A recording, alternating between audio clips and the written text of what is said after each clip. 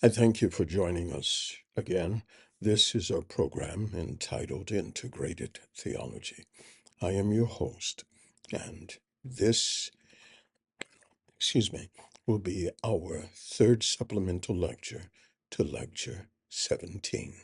This is Course 2, The Philosophy of Integrated Theology, or it could be called The Integrated Philosophy of Integrated Theology. I am your host, Bishop Dr. Derek A. Reeves, and today we're going to discuss Phusis. This lecture was centered around and focuses on the nature that the Greeks called Phusis. And so when we come to understand what Phusis is, we can better achieve an understanding of the methodology of coming to know God. And so when we look at the term Phusis, according to Mounds, the term can either be called Phusis or Physis again, or Physis, beginning with the alphabetical system that either has the upsilon or the epsilon. Upsilon sounds like U and produces the word Phusis, and the epsilon sounds like Y or long I and produces the sound um, Physis. Okay, so or Physis or Physis. So you have Phusis, Physis, or Physis. And so when we begin to look at the terminology then means literally essence. Why then is nature connected to essence? Well, for several reasons. Substantial reality, according to according to the book of Hebrews, chapter 1, the first chapter, starting with verse 3, that says, Jesus is the off shining or the illuminescent of the very purpose or the person of God, excuse me.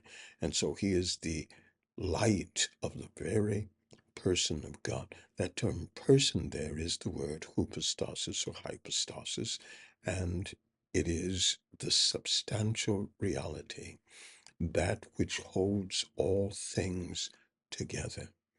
And so when we speak of the Phusis as essence, then we're talking about those things that the substance has brought forth into a differentiated um, existence.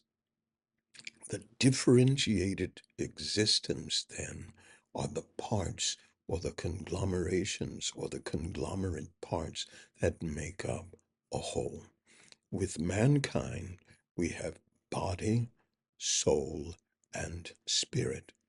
But we also have within the body various systems, various cells, different types of cells that become uh, specialized organs, such as skin, heart, lungs, so forth and so on.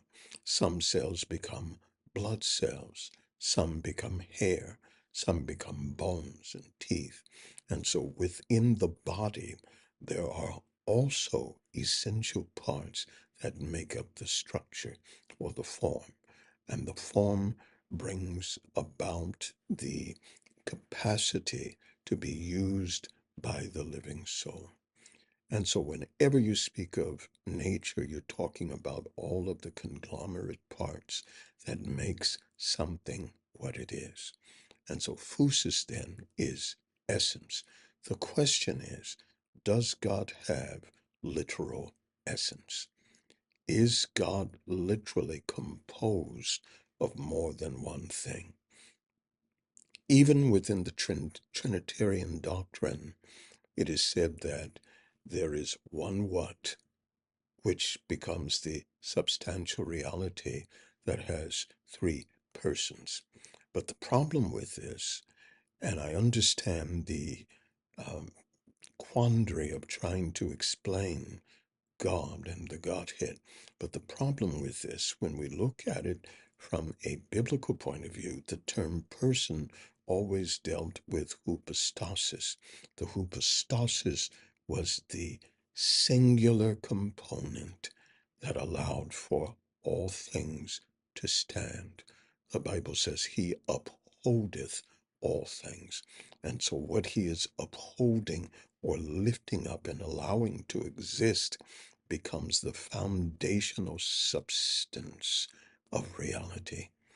Therefore, when we speak of substance, the substance is holding the essence together, and the essence together is what makes up the Phusis. And so when we look at it again, Phusis can deal with essence.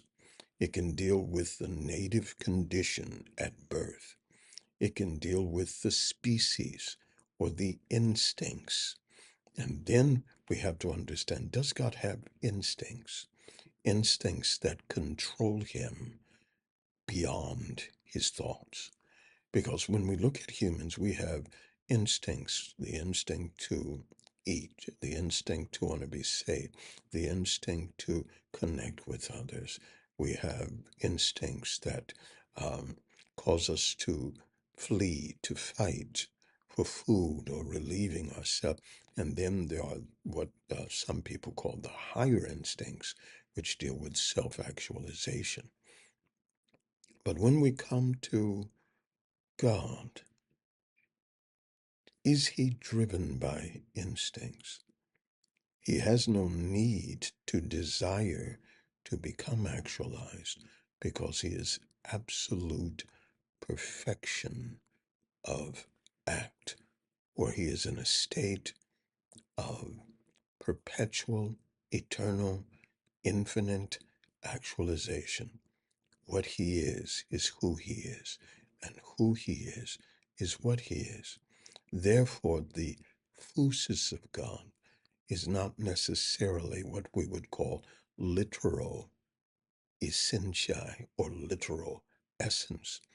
The Phusis of God, as it speaks of essence, can literally be functional essence.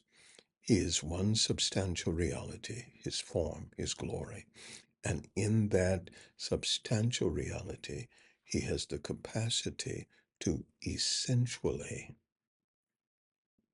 think, to feel, to choose. His word is his permanent, ongoing thought. His emotions are his responses from his eternal thought processes and desires. His will is the conglomeration of all things. He thinks what he wills to. He responds as he will, and he wills himself to have eternally chosen what it is he wants. God doesn't have to think to figure out what he wants. And so the Phusis then, when it speaks of God, is a substantial reality that allows him to differentiate in thinking, feeling, which are still thoughts, but they are thoughts of reaction, and choosing, which are thoughts of directing, thoughts of desiring, thoughts of giving control to achieve your will. This is all the time we have. There's so much more that we can speak on as it relates to Phusis. And I literally have a text coming out on Phusiology. But we thank you for your time. This has been Integrated Theology, and I am your host, Bishop Dr. Derek A. Reeves. Until next time, God bless you and keep you.